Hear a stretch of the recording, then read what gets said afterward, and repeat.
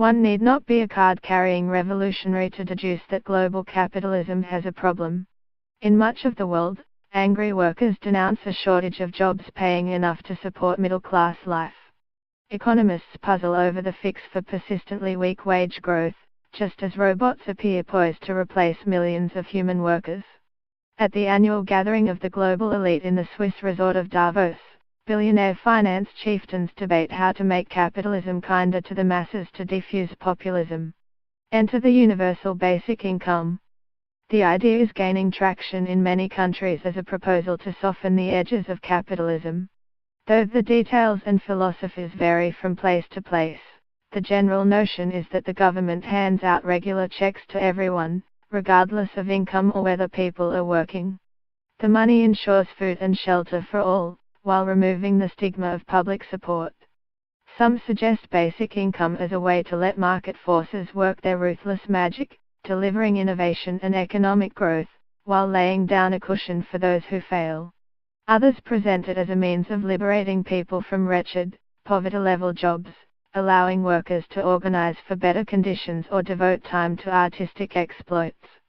Another school sees it as the required response to an era in which work can no longer be relied upon to finance basic needs. We see the increasing precariousness of employment, said Carl Weidegast, a philosopher at Georgetown University in Qatar, and a prominent advocate for a universal social safety net. Basic income gives the worker the power to say, well, if Walmart's not going to pay me enough, then I am just not going to work there. The universal basic income is clearly an idea with momentum. Early this year, Finland kicked off a 2-year national experiment in basic income. In the United States, a trial was recently completed in Oakland, California, and another is about to launch in nearby Stockton, a community hard hit by the Great Recession and the attendant epidemic in home foreclosures. The Canadian province of Ontario is enrolling participants for a basic income trial. Several cities in the Netherlands are exploring what happens when they hand out cash grants unconditionally to people already receiving some form of public support. A similar test is underway in Barcelona, Spain. A non-profit organization, Give Directly, is proceeding with plans to provide universal cash grants in rural Kenya.